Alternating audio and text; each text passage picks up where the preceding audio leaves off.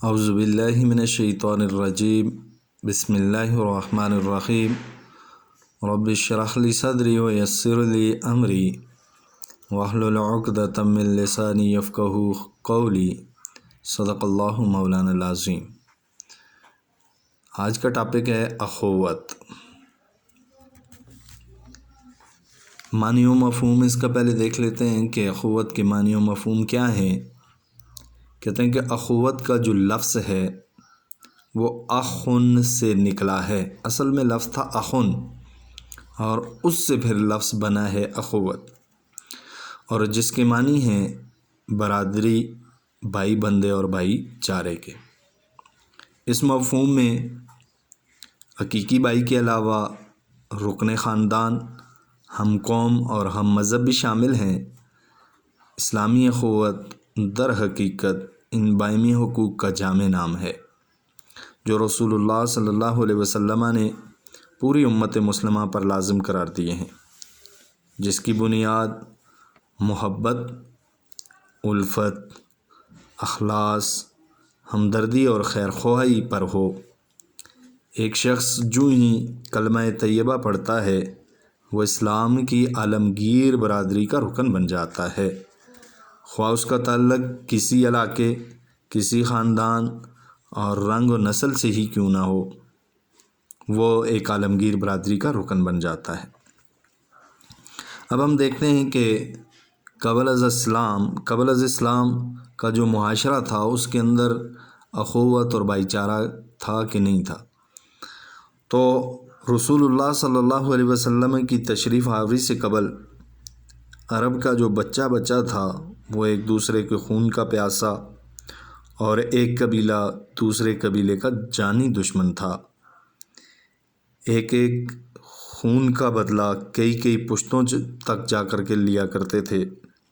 اسی طرح خاندانوں میں برائیوں کا یا لڑائیوں کا ایک لامتناہی سلسلہ جاری تھا۔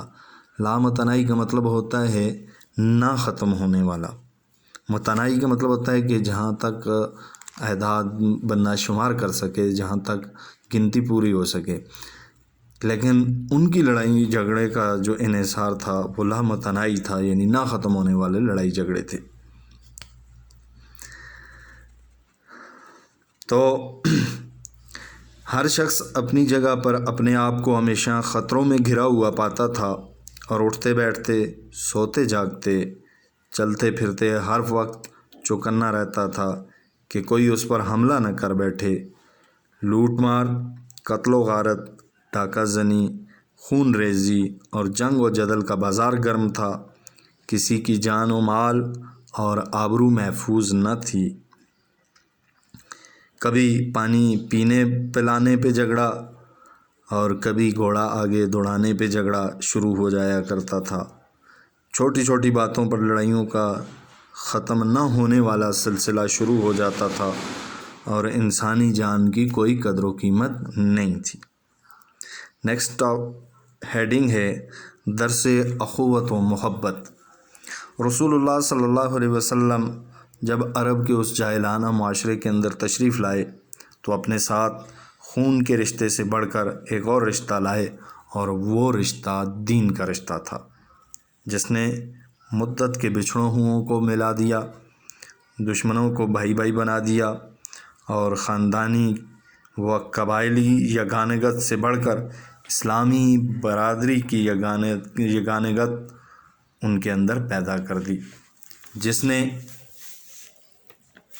اس طرح ان کی ہر قسم کی عداوتوں کا خاتمہ کر دیا اور باہمی دشمنوں کو ان کے دلوں سے ایسا بلا دیا، دشمنیوں کو ایسا بلا دیا کہ وہ حقیقت میں بھائی بھائی بن گئے۔ حضور نبی کریم صلی اللہ علیہ وسلم نے اپنی تعلیمات سے اس معاشرے کی کایا پلٹ دی اور جاہل، اجڑ اور غیر مہذب قوم کو اعلیٰ درجے کا مہذب اور ہدایت یافتہ قوم بنا دیا۔ حضور نبی کریم صلی اللہ علیہ وسلم نے مختصر سے عرصے میں اس معاشرے کو ایک عظیم انقلاب سے روشناس کرا دیا اور لوگوں کو درس اخوت و محبت دیا۔ حضور نبی کریم صلی اللہ علیہ وسلم نے اپنے اخلاق و کردار سے دشمنوں کو دوست، بیگانوں کو یگانہ اور خون کے پیاسوں کو بھائی بھائی بنا دیا۔ نیکسٹ ہیڈنگ ہے اخوت کی اہمیت قرآن مجید کی روشنی میں۔ قرآن مجید و فرقان حمید میں اخوت اسلامی اور مسلمانوں کے باہمی حقوق پر بہت زور دیا گیا ہے، جیسا کہ ان آیات مبارکہ سے ظاہر ہے۔ بسم اللہ الرحمن الرحیم وَاذْكُرُوا نِعْمَةَ اللَّهِ عَلَيْكُمْ إِذْ كُنْتُمْ أَعْدَاءً فَأَلَّفَ بَيْنَ قُلُوبِكُمْ فَأَصْبَحْتُمْ بِنِعْمَتِهِ إِخْوَانًا۔ سورہ آل عمران کی آیت ہے جس کے اندر اللہ تبارک و تعالیٰ فرماتے ہیں، اللہ کے اس احسان کو یاد رکھو جو اس نے تم پر کیا ہے، تم ایک دوسرے کے دشمن تھے، اس نے تمہارے دل جوڑ دیے اور اس کے فضل و کرم سے تم آپس میں بھائی بھائی بن گئے۔ قرآن مجید و فرقان حمید میں ایک اور جگہ اللہ تبارک و تعالیٰ نے ارشاد فرمایا، انما المؤمنون اخوہ فاصلحوا بین اخویکم واتقوا اللہ لعلکم ترحمون۔ سورہ حجرات کی آیت ہے جس کے اندر اللہ فرماتے ہیں، بے شک مومن تو ایک دوسرے کے بھائی بھائی ہیں، لہٰذا اپنے بھائیوں کے درمیان تعلقات کو درست کرو اور اللہ سے ڈرو تاکہ تم پر رحم کیا جا سکے۔ اسی طرح ایک اور آیت ہے جہاں پر اللہ تبارک و تعالیٰ نے قرآن میں فرمایا، وَأَلَّفَ بَيْنَ قُلُوبِهِمْ لَوْ أَنفَقْتَ مَا فِي الْأَرْضِ جَمِيعًا مَا أَلَّفْتَ بَيْنَ قُلُوبِهِمْ وَلَكِنَّ اللَّهَ أَلَّفَ بَيْنَهُمْ إِنَّهُ عَزِيزٌ حَكِيمٌ۔ سورہ انفال کے اندر اللہ فرماتے ہیں، اور ان کے قلوب میں الفت پیدا کر دی، اور اگر آپ دنیا بھر کا مال خرچ کرتے تب بھی ان کے قلوب میں الفت و محبت پیدا نہ کر سکتے، لیکن اللہ ہی نے ان میں باہم محبت پیدا کر دی، بے شک وہ زبردست اور حکمت والا ہے۔ یعنی ان کی دشمنی کو اللہ تعالیٰ نے محبت میں تبدیل کر دیا اور وہ آپس میں بھائی بھائی بن گئے۔